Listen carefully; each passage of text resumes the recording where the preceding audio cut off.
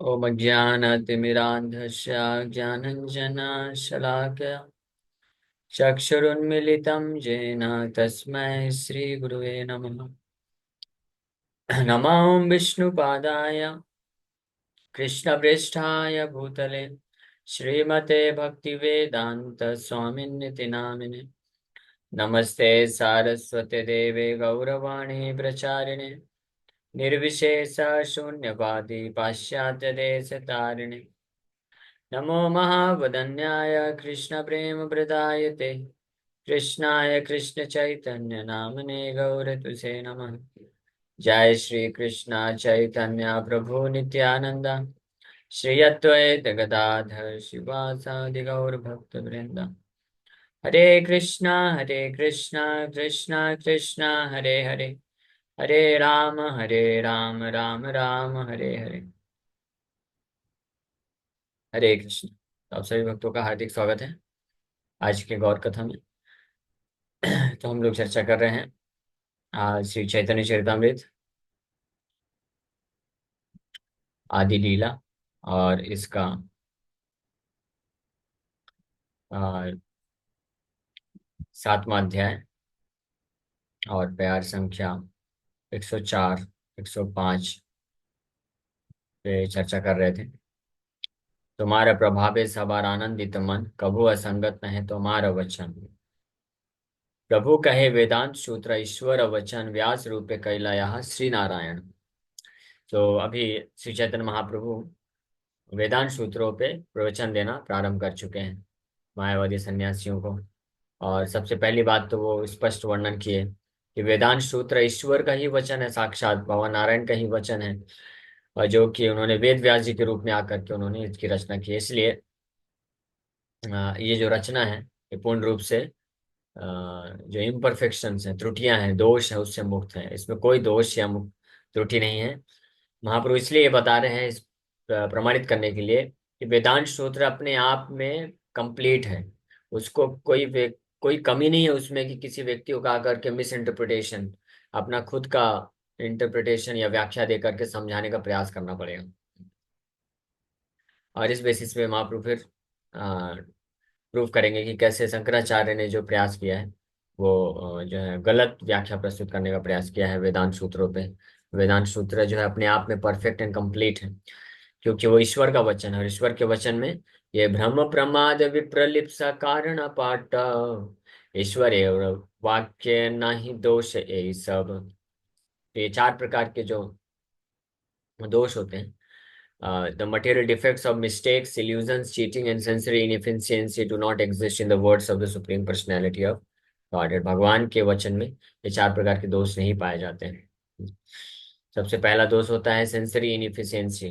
Senses are imperfect, हमारी इंद्रियां जो हैं कंप्लीट परफेक्ट नहीं है। उसके कारण हम इल्यूजन, भ्रम में आ जाते हैं। और भ्रम को में आने के कारण हम मिस्टेक कर बैठते हैं, गलतियां होती हैं, लोग गलतियां करते हैं। और फाइनली उसको छुपाने के लिए चीटिंग प्रोपेंसिटी। तो ये 4 प्रकार के दोष होते हैं। इसीलिए कोई भी व्यक्ति इस भौतिक संसार का, चाहे वो देवता हो या मनुष्य हो या कोई भी हो, राक्षस असुर दानव देव, कोई भी ज्ञान अगर प्रदान करेंगे तो इसमें 4 प्रकार के दोष रहेंगे। लेकिन भगवान में ये दोष नहीं पाए जाते बिल्कुल भी। तो भगवान के द्वारा जो ज्ञान आता है, जैसे वैदिक ग्रंथ है और वेदांत सूत्र भी, वो भी नारायण की ही रचना है, वेद व्यास जी ग्रुप की। तो पूरी तरह से इम्परफेक्शन यानी अपूर्णता से रहित है। अब आगे वर्णन कर रहे हैं। उपनिषद सहित सूत्र कहे ये तत्व, मुख्य वृत्ति से ही अर्थ परम महत्व। The absolute truth is described in the Upanishads and Brahma Sutra, but one must understand the verses as they are. That is the supreme glory in understanding. So उपनिषद सहित सूत्र कहे यही तत्व, मुख्य वृत्ति से ही अर्थ परम महत्व। उपनिषद और सूत्र यानी वेदांत सूत्र जिस तत्व की व्याख्या करते हैं, उसको व्यक्ति को मुख्य वृत्ति यानी डायरेक्ट अंडरस्टैंडिंग, उसको डायरेक्ट स्वीकार करना चाहिए। उसमें फेरबदल नहीं करना चाहिए, उसको इंटरप्रेट नहीं करना चाहिए। तो उपनिषद और सूत्रों को अगर कोई डायरेक्ट स्वीकार करेगा तो वो ही परम महत्व का है, वही वास्तविक उसकी महिमा है। और उसके द्वारा ही व्यक्ति एब्सोल्यूट ट्रूथ, परम सत्य को ठीक ठाक तरीके से जान पाएगा। उसमें अगर कोई ये सोच करके कि ये मीनिंग क्लियर नहीं है या कंप्लीट नहीं है, इसमें कुछ त्रुटि भी हो सकती है, या इसमें कुछ इसकी व्याख्या की आवश्यकता है, ये सोच करके अपने खुद की व्याख्या इस प्रकार से करता है जिसका उसमें कोई वर्णन ही नहीं है, तो वो फिर क्या हो जाएगा, गलत हो जाएगा। जैसे कई कुछ लोग होते हैं, कमेंटेटर होते हैं, वो गीता पे व्याख्या करते हैं और अपने से ऐड करते हैं चीजों को, ये बोलते हुए कि भगवत गीता में उसकी ये अच्छे से क्लियर अंडरस्टैंडिंग नहीं है, हम क्लियर अंडरस्टैंडिंग देते हैं अपनी। तो प्रभुपाद जी तो बहुत डांटते हैं ऐसे लोगों को। हाँ, प्रभुपाद जी तो डायरेक्ट रास्कल बोल देते थे। प्रभुपाद बोलते थे कि you want to interpret on the words of supreme lord Krishna, that means you think yourself to be more intelligent. और दूसरे शब्द प्रभुपाद जी बोलते थे, is Krishna the supreme personality of Godhead, is a foolish person who has left his Bhagavad Gita in a incomplete manner, so that the rascals in the future will come and misinterpret in his words। क्या कोई ऐसा आपको लगता है कि भगवान कृष्ण पर्याप्त रूप में विद्यमान नहीं है, बुद्धिमान नहीं है, उनके पास इतनी बुद्धि नहीं थी कि वो एक भगवत गीता में सारा ज्ञान प्रदान कर सके। उन्होंने पूरा प्रयास किया ज्ञान प्रदान करने का, लेकिन कुछ कमी रह गई थी, ताकि आगे आने वाले कुछ मूर्ख लोग होंगे और उसमें वो अपनी व्याख्या ऐड करके और फिर भगवत गीता को कंप्लीट करेंगे। क्या ऐसा हो सकता है कभी? ऐसा कभी नहीं हो सकता है। इसीलिए nobody has the authority to misinterpret, nobody has the authority to add anything in Bhagavad Gita, or for that matter any Vedic literature, or nobody has the authority to subtract anything from Bhagavad Gita। हाँ, भगवद गीता या वैदिक ग्रंथों में से किसी भी व्यक्ति को ये अधिकार नहीं है कि उसमें कुछ अपने मन की चीजों को ऐड कर दे या उसमें से कुछ हटा दे। हाँ, इसका किसी को अधिकार नहीं है। जैसे कोई एक मायावादी है, वो मिस इंटरप्रेट करता है, गलत व्याख्या देता है। कृष्ण जब बोलते हैं मन मना भव मत भक्तो, कि मेरा चिंतन करो मेरा भक्त बनो, तो वो बोलता है कि ये जो है कृष्ण को करने की आवश्यकता नहीं है। उसका असली मीनिंग है, वो अपने से ऐड करना चाहते हैं।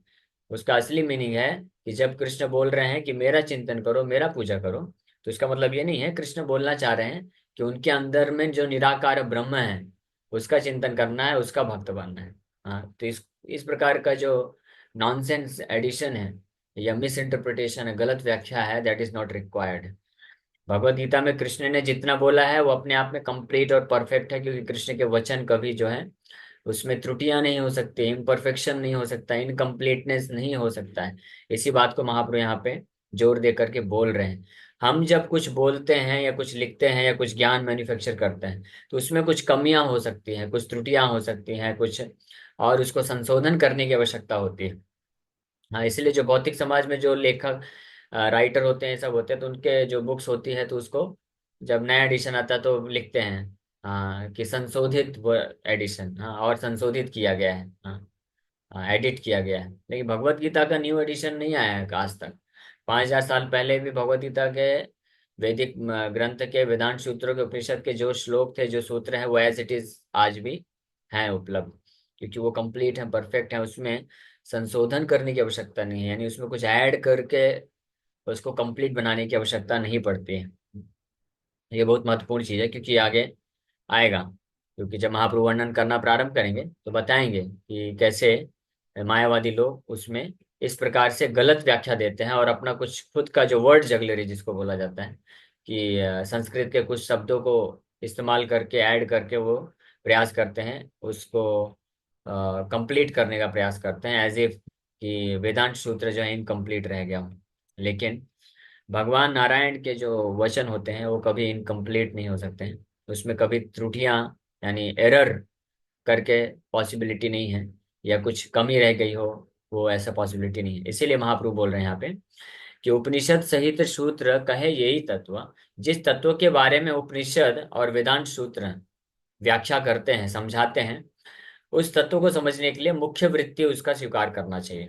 मुख्य वृत्ति मतलब जो डायरेक्ट उसका मीनिंग है, उसमें कुछ ऐड करके समझने का प्रयास मत करना और उसमें से कुछ हटा करके समझने का प्रयास मत करना। और वो जो समझाया जा रहा है उपनिषद और सूत्रों में, उसको अलग से कुछ व्याख्या करके समझने का प्रयास मत करना। हाँ, तो इसको बोलते हैं डायरेक्ट अंडरस्टैंडिंग, यानी जो शब्द वहां पे बताए गए हैं, जो बोला गया है, उसको एज इट इज स्वीकार कर लेने का। जन्मादि यस्य यतः, मतलब everything is emanating from the supreme lord. Simple सी बात है, एक्सेप्ट कर लेने का एज इट इज। और रसो वै सह, वो जो परम सत्य है, सत्यम परम धीमहि, भगवान वासुदेव, वो रस के सागर हैं, रस के खान हैं, मतलब वो रस है, उसमें बहुत, उनके में बहुत संबंध होते हैं। और वो एक व्यक्ति हैं, जिसको स्वीकार कर लेना चाहिए इमीडिएटली। डायरेक्ट मीनिंग ये है। अब फिर इनडायरेक्ट मीनिंग अगर कोई निकालना चाहे, चालू करेगा, तो उसमें बहुत सारी चीजें, वर्ड जगलरी लगा लगा करके गलत गलत मीनिंग भी निकाल सकता है। तो ये यहाँ पे महाप्रभु पहले तो, सबसे पहले तो वेदांत सूत्रों की असली डायरेक्ट व्याख्या करने के पूर्व समझा रहे हैं कि डायरेक्ट व्याख्या का क्या महत्व है, और उससे ही हम वास्तव में असली ज्ञान को प्राप्त कर सकते हैं। तो तात्व में प्रभुपाद जी लिख रहे हैं, it has become fashionable since the time of Shankaracharya to explain everything regarding the shastras in an indirect way. तो ये एक फैशन बन चुका है। शंकराचार्य, आदि शंकराचार्य तो प्रारंभ किए वहां से, लेकिन ये अब फैशन हो चुका है। एक बात ध्यान रहे कि अभी जो चर्चा चलेगी, तो ये प्रवचन श्री चैतन्य महाप्रभु दे रहे हैं वेदांत सूत्रों की असली व्याख्या को प्रस्तुत करते हुए। तो इस प्रवचन के दौरान निश्चित रूप में आदि शंकराचार्य के जो शारीरक भाष्य हैं, जिसमें उन्होंने मिस इंटरप्रिटेशन दिया है, या वर्ड जगलरी का इस्तेमाल करके वेदांत सूत्रों की जो डेविएटेड फिलॉसफी है, हाँ, उसको प्रस्तुत किए हैं, जो कि गलत फिलॉसफी है, मायावाद सिद्धांत प्रस्तुत किए हैं शंकराचार्य, तो उनका खंडन होगा। ठीक है। लेकिन कभी भी आदि शंकराचार्य में दोष नहीं देखने का, क्योंकि आदि शंकराचार्य महाप्रभु खुद भी बोलेंगे, प्रवचन जैसे जैसे कंप्लीट करेंगे, तो श्री चैतन्य महाप्रभु खंडन तो करेंगे शंकराचार्य के जो गलत फिलॉसफी हुई, लेकिन महाप्रभु वार्निंग भी देंगे सभी मायावादियों को कि आदि शंकराचार्य में दोष मत देखिएगा, क्योंकि उनका कोई दोष नहीं है, वो पूर्ण रूप से शुद्ध परम वैष्णव है वो। वास्तव में आदि शंकराचार्य भगवान शिव के अवतार है, तो वो परम वैष्णव है, महानतम वैष्णव है।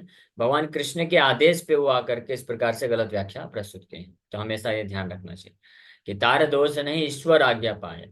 महाप्रभु आगे चल के बोलेंगे कि उनका कोई दोष नहीं, he has done as a humble servant. हाँ, आज्ञाकारी दास, तेहो तेहो आज्ञाकारी दास। वो तो भगवान के आज्ञाकारी दास के रूप में आकर के सेवा अर्पण किए हैं, और बहुत परफेक्ट तरीके से सेवा की है। ऐसा सेवा अर्पण किए हैं कि उनकी व्याख्या को अगर कोई वैष्णव भी पढ़ लेगा, तो उसका भी चांस है कि वो भ्रमित होकर के मायावादी बन सकता है। इतना परफेक्ट सेवा किए हैं भगवान शिव। ऑफ कोर्स भगवान शिव है, बहुत पावरफुल हैं, परम विद्वान हैं, और भगवान के बहुत महान भक्त हैं। भगवान से शक्ति प्राप्त करके भगवान की आज्ञा पे वो जो सेवा करेंगे, तो उसमें तो कुछ चूक तो हो ही नहीं सकती, संभावना ही नहीं है। इसीलिए ऐसा अद्भुत तरीके से मायावाद सिद्धांत को प्रस्तुत किए शंकराचार्य जी कि कोई महाभागवत भी है, महान वैष्णव, महाभागवत मतलब साधारण शुद्ध भक्त नहीं, शुद्ध भक्त भी अगर कोई है, अगर वो आदि शंकराचार्य के मायावाद सिद्धांत को पढ़ेगा, हाँ, तो वो भी भ्रमित हो जाएगा, वो भी मायावादी बन सकता है। इतना पावरफुल तरीके से उन्होंने मिस इंटरप्रिटेशन किया है। इसलिए महाप्रभु आगे चल के वार्निंग देंगे कि तार दोष नहीं, ईश्वर आज्ञा पाए। उनका कोई दोष नहीं है, वो तो ईश्वर की आज्ञा पे आकर के बिल्कुल परफेक्ट अपना सेवा करके गए। लेकिन मायावाद भाष्य सुन ले, हाय सर्वनाश। लेकिन उनका इस मायावाद भाष्य को, शारीरिक भाष्य को कोई सुन लेगा या पढ़ लेगा, तो उसका भक्ति जीवन तो सर्वनाश हो जाएगा, दैट इज फॉर श्योर। ये तो बस ये ध्यान रखना चाहिए कि हम शंकराचार्य के ऊपर कोई दोष नहीं देखना है। वो भगवान शिव हैं, परम वैष्णव हैं, और वो भगवान की आज्ञा से उन्होंने ये सेवा के रूप में कार्य किया। उसका भी कुछ कारण है, हम लोग आने वाले सेशन में चर्चा करेंगे कि क्यों भगवान ने ऐसा आज्ञा दिया शंकराचार्य को कि आप मायावाद सिद्धांत का प्रचार प्रसार करिए। उसका भी बहुत बड़ा एक इम्पोर्टेंट रोल था उस समय पे स्पेशली, और बहुत बड़ा योगदान हुआ शंकराचार्य का भगवान कृष्ण की भक्ति तक लाने के लिए। चैतन्य महाप्रभु जो प्रचार किए हैं, उस स्टेज तक लोगों को लाने के लिए एक बहुत बड़ा योगदान रहा है शंकराचार्य का।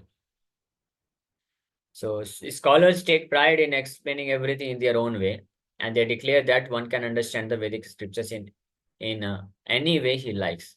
So आदि शंकराचार्य चालू किए ये सबसे पहली बार मायावाद कॉन्सेप्शन देना। हालांकि मायावाद भी सनातन है, मायावाद भी आदि शंकराचार्य के पहले भी था, कई लोग भाई कई मायावादी हुए, लेकिन आदि शंकराचार्य आकर के उसको अच्छे तरीके से स्थापित करके गए।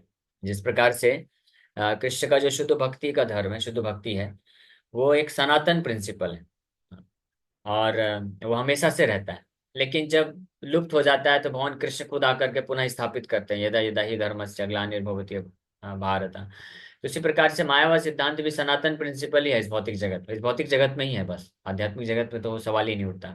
भौतिक जगत में हमेशा से रहा है ये, लेकिन जब समय समय पे इसकी ज्यादा जरूरत होती है तो आदि शंकराचार्य आकर के इसको स्थापित करके जाते हैं, बड़े ही विस्तृत रूप में। तो इसलिए बोला जा रहा है कि आदि शंकराचार्य के द्वारा वास्तव में मायावाद सिद्धांत चालू हुआ। और लोग तब से फिर जितने भी स्कॉलर हुए हैं, स्पेशली उनके फॉलोवर्स और मायावादी लोग, अपने अपने ढंग से शास्त्रों को मिस इंटरप्रेट, गलत व्याख्या करना प्रारंभ कर दिए हैं। और इसलिए ये एक फैशन बन चुका है अभी तो, कि जो व्यक्ति शास्त्रों को अपने हिसाब से व्याख्या करेगा वो उतना ज्यादा फेमस होता है, उतना उसको मुनि बोला जाता है। इसलिए डेफिनेशन भी मुनि का बताया गया है। नासम मुनि यस्य, नासम मुनिर यस्य मतिर मतम न भिन्नम। जिसका मत भिन्न ना हो, अलग मत का ना हो, वो मुनि नहीं कहलाएगा। अगर सब एक ही मत ले लेंगे कि हाँ कृष्ण का शुद्ध भक्ति करना यही सारे वैदिक शास्त्रों का निर्णय है, तो वो फिर अपना अलग से मुनि कैसे बोलने के लिए आएगा। अपना अगर उसका नाम चाहिए कि मैं भी एक महान मुनि हूँ, मेरा भी एक दर्शन है, तो उसको फिर डिफर करना पड़ेगा। इसलिए सब फिर वर्ड जगली इस्तेमाल करके अलग अलग तरीके से व्याख्या करते हैं। But those who are Vaishnavas, जो वैष्णव होते हैं, शुद्ध भक्त होते हैं, they are not interested to establish themselves as the authority. वो अपने आप को अथॉरिटी स्टेब्लिश करने का उनका कोई इच्छा नहीं होता। दे आर वेरी हम्बल, वो हमेशा बड़े विनम्र होते हैं। इसलिए जो वैष्णव होते हैं वो केवल वैष्णव आचार्यों के पद चिन्हों में एज इट इज यथारूप पालन करते हुए सेवा के भाव से सेवा अर्पण करते हैं। उनका ये इच्छा नहीं होता है कि मार्केट में हमारा खुद का नाम होना चाहिए मुनि के रूप में ना।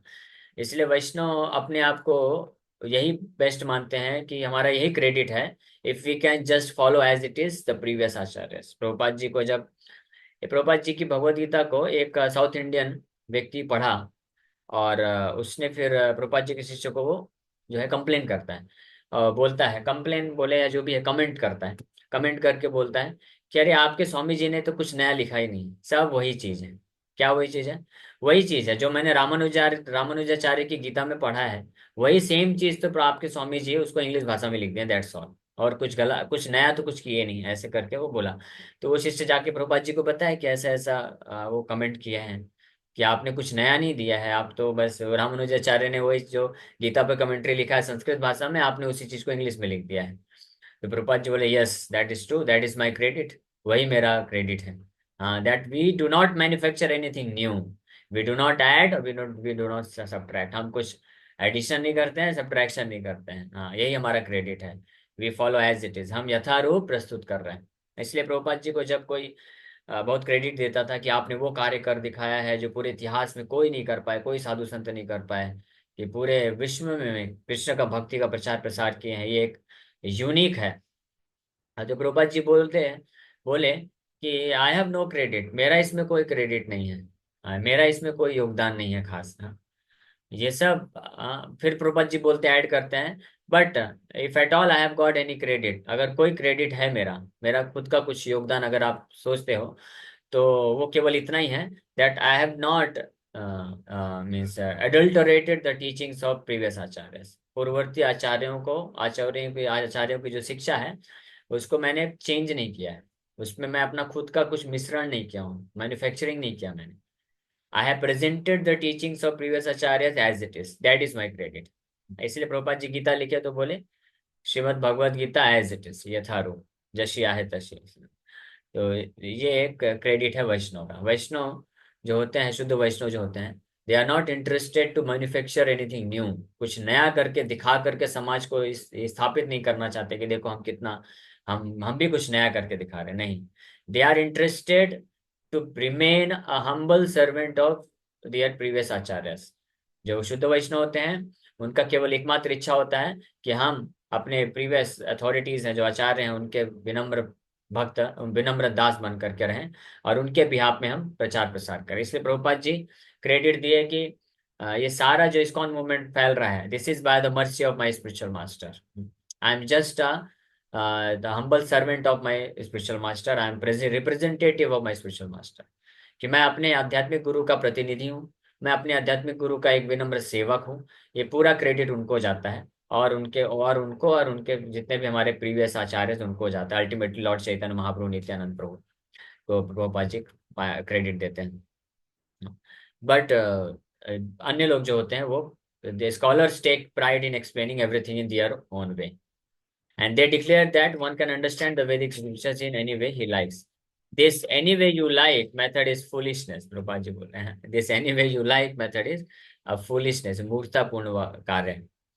And it has created havoc in Vedic culture, और इसी कारण पूरे वैदिक सभ्यता में havoc उत्पन्न हो चुका है। havoc मतलब होता है कि बिल्कुल क्या बोलते हैं उसको, दुर्घटना हो चुकी है इसके कारण, डिजास्टरस हो चुका है। One cannot accept scientific knowledge in his own whimsical way. In the science of mathematics, for example, 2 plus 2 equals 4, and one cannot make it equal 3 or 5. Yet, although it is not possible to alter real knowledge, people have taken to the fashion of understanding Vedic knowledge in any way they like. It is for this reason that we have presented Bhagavad Gita as it is. ज्यादातर लोग अपने मनमाने तरीके से वैदिक ज्ञान को भी पढ़ते हैं, समझते हैं, समझाते हैं, और इसलिए पूरे सोसाइटी में, पूरे समाज में हैवॉक उत्पन्न हो चुका है, यानी आपदा आ चुकी है वैदिक ज्ञान की कमी के कारण, डिजास्टर हो चुका है। और इसीलिए हमने प्रयास किया है कि Bhagavad Gita as it is हम प्रस्तुत कर रहे हैं। प्रभुपाद जी अमेरिका में थे जब 1965 में गए, तो वहाँ पे एक अमेरिकन लेडी प्रभुपाद जी को देखती हैं और पूछती हैं, she asked to recommend a copy of Bhagavad Gita, कि आप भगवद गीता पढ़ने के लिए कोई एडिशन मुझे रिकमेंड करिए, मैं कौन सी भगवद गीता पढ़ूं। तो प्रभुपाद जी, उस वक्त प्रभुपाद जी का गीता तैयार नहीं था उस समय पे, क्योंकि प्रभुपाद जी ने जो व्याख्या लिखा था बहुत पहले, वो व्याख्या तो मैन्युस्क्रिप्ट जो है वो खो चुकी थी, मतलब किसी कारण से। फिर बाद में प्रभुपाद जी को फिर से लिखना पड़ा, और फिर से उसका परपट प्रभुपाद जी प्रिंट कराते। लेकिन जब अमेरिका गए तो भागवतम ऑलरेडी काम चालू कर दिए थे, तो भागवतम का फर्स्ट कैंटो लेके गए थे। उस वक्त प्रभुपाद जी का अपना खुद का भगवद गीता नहीं था, तो प्रभुपाद जी कोई गीता का श्लोक लेकर के उसके ऊपर लेक्चर देते थे। लेकिन फिर बाद में धीरे धीरे गीता कंप्लीट करके फिर उसको प्रिंट भी कराया। 1972 में सबसे पहली बार फिर Bhagavad Gita as it is print होता है। तो 65 में एक lady, American lady, Prabhupada ji को पूछते हैं कि आप मुझे कोई भगवद गीता पढ़ने के लिए सजेस्ट करिए। तो प्रभुपाद जी कुछ आंसर नहीं दे पाए, प्रभुपाद जी कुछ बोल नहीं पाए कि मैं कौन सा एडिशन आपको रिकमेंड करूं। हाँ, practically there are no edition, no valid और bonafide edition in America. Prabhupada ji बोलते हैं कि ऑल्दो, कि हालांकि अमेरिका में उस वक्त कई सैकड़ों इंग्लिश के एडिशन थे भगवद गीता के, लेकिन almost all of them have presented Krishna in their own way. Bhagavad Gita को अपने आप के तरीके से प्रस्तुत किए थे, कोई एज इट इज प्रस्तुत नहीं किया था। इसलिए प्रभुपाद जी हेजिटेट किए कि मैं कौन सा गीता जो है इनको रिकमेंड करूं। तो फिर प्रभुपाद जी जो है ये महसूस कर पाया कि there was a great need to write Bhagavad Gita as it is commentary, तो तुरंत उस पर काम चालू करते हैं और फिर प्रिंट कराते हैं। तो इस तरीके से, so we do not create meanings by concoctions. Sometimes commentators say that the word Kurukshetra in the first verse of Bhagavad Gita refers to one's body, but we do not accept this. We understand that Kurukshetra is a place that still exists, and according to the Vedic version, it is a Dharma Kshetra, or a place of pilgrimage. People still go there to perform Vedic sacrifices. Foolish commentators, however, say that Kurukshetra means the body, that Panchapandava refers to the five senses.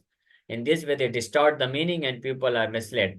Here, Sri Chaitanya Mahaprabhu confirms that all Vedic literatures, including the Upanishads, Brahma Sutras, and others, whether Shruti, Smriti, or Nyaya, must be understood according to their original statements. उनके original statement के तरह को जो है as it is accept कर लेना चाहिए, उसमें कोई मिस इंटरप्रिटेशन का जरूरत नहीं है। जैसे उदाहरण दे रहे हैं प्रभुपाद जी, कुछ मूर्ख कमेंटेटर होते हैं, वो गीता में इस प्रकार से कमेंट्री करते हैं कि कुरुक्षेत्र मतलब ये शरीर, पंच पांडव मतलब इंद्रियां, इस प्रकार से पूरा मीनिंग जो है सब उसका तहस नहस कर देते हैं। तो वो that is not good. As it is जो लिखा है उसी को आप बस बता दो लोगों को, देन जो लोग हैं वो बेनिफिट प्राप्त करेंगे। To describe the direct meaning of the Vedic literatures is glorious, but to describe them in one's own way using imperfect senses and imperfect knowledge is a disastrous blunder. Sri Chaitanya Mahaprabhu fully deprecated the attempt to describe the Vedas in this way.